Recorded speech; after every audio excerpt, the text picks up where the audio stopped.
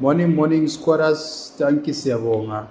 Second half chop is going ngibheke enye indaba la, hey iyakhathaza man.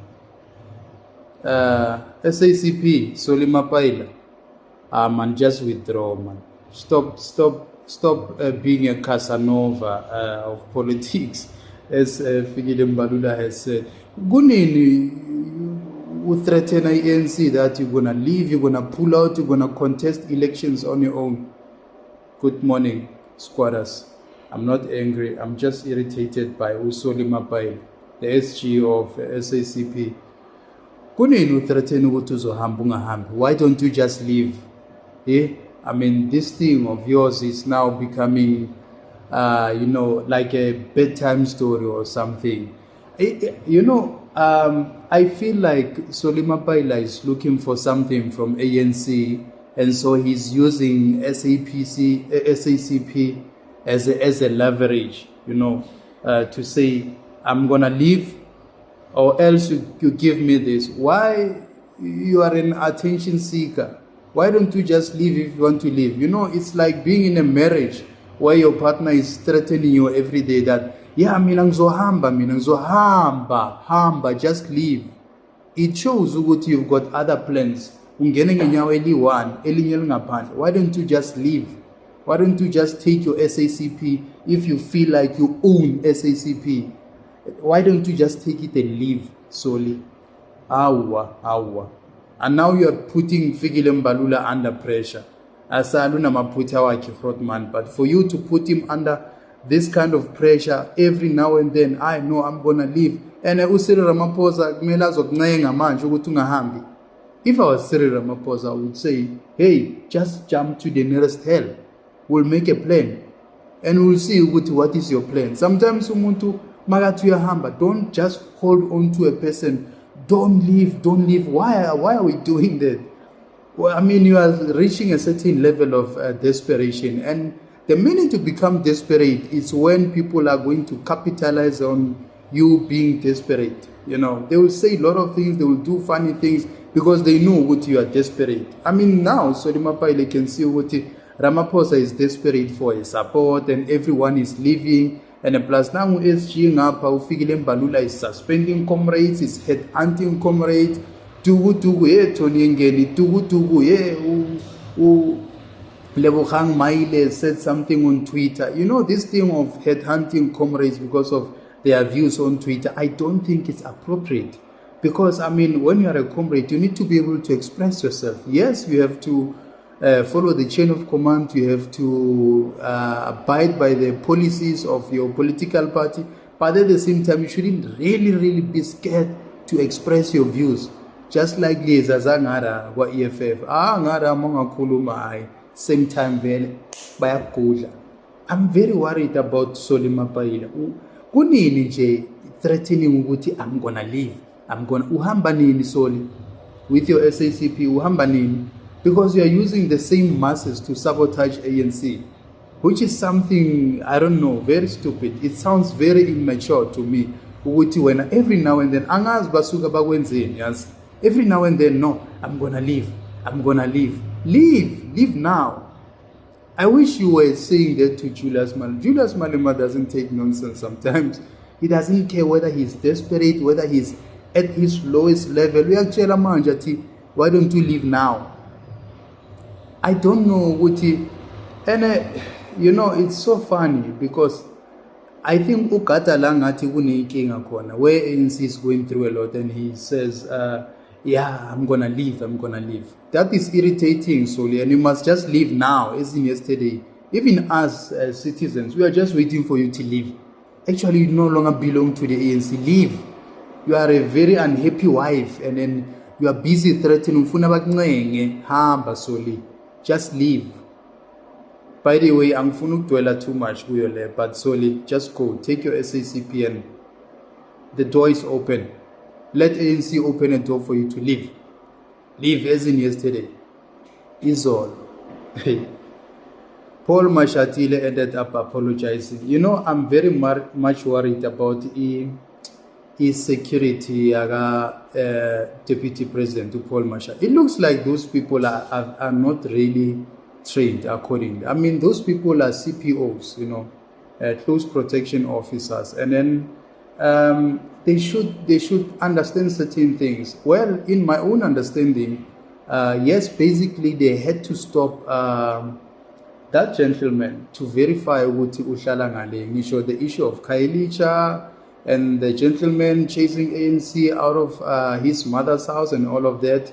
There are proper ways to verify, not to dehumanize umuntu, or mhlambe to treat umuntu as an outcast. Remember, that guy is staying there, right? And he arrives at the gate, and then this is my mother's house, I'm staying here, I want to go in. Why? Because he sees comrades inside his mother's house. He wants to know what actually exactly is happening. But I feel more like Ngati, even though bekungasile incident ukuthi they denied access to him, and it took a bit of a process for them to be able to allow him access, of which there's nothing wrong about them stopping him to verify, because remember, there's a VIP person there. The whole deputy president is inside the house, and people sometimes, they can be emotional, normal citizens, because as much as people are angry with the ANC comrades are scared of their own people. They don't trust their own people. We vote for them so that they can increase security to protect them against us, the very same voters. So those people, they are always scared. They are aware of what as Batan disease, and then some people can go that extreme. Then they can become that, that stupid that they actually attack, use the opportunity of door-to-door campaign to attack the deputy president. So actually they did something right. Just to clarify that, yes, as a close protection officer, you need to stop anyone whom you don't recognize and verify that is this the right person to enter the house where there's a deputy president.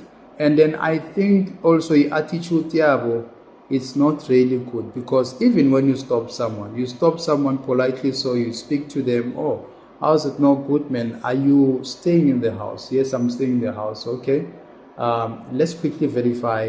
You run and you check. Okay, you take the name, the details of the person, and you run and say, hey, there's someone outside there. He says he's staying in this house. His name is whomever, and the mother obviously will verify with I'm loyal, anyway.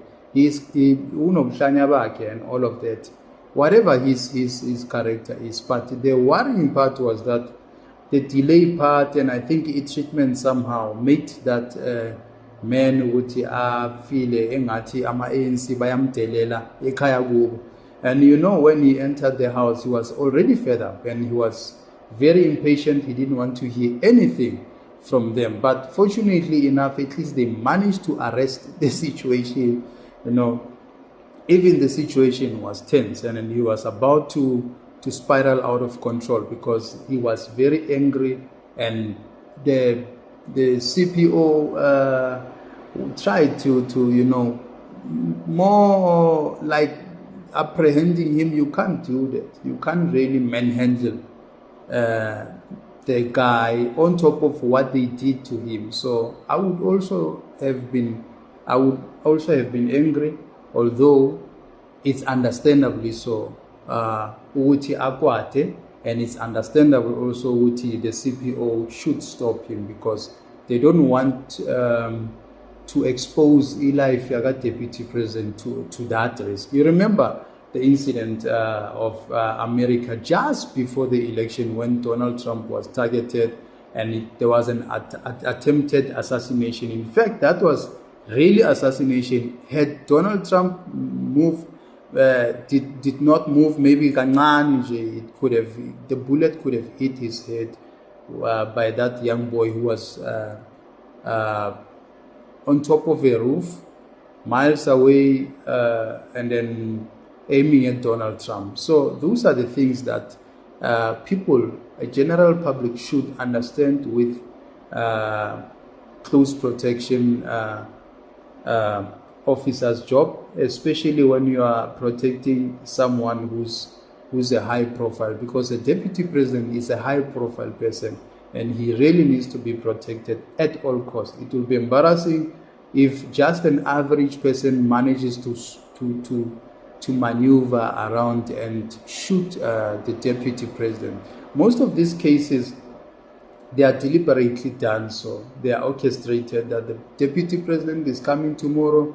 There's someone who will maybe be used to eliminate the president in that manner, because they know what he is, a community man, and then when the community is surrounding him, then they shoot.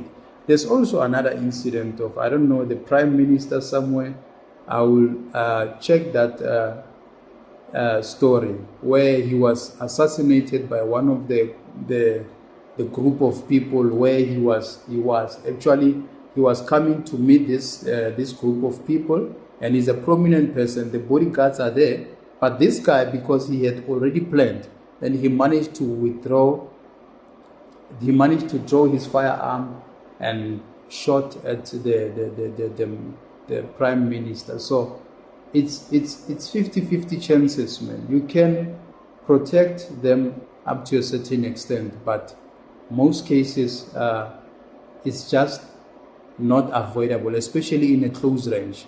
You would certainly maybe manage to apprehend the person, or to shoot the person to neutralize the danger, but the damage would have been done. So it's South Africans are divided in this one, that why did they stop him? But I do understand personally what they were protecting the DP.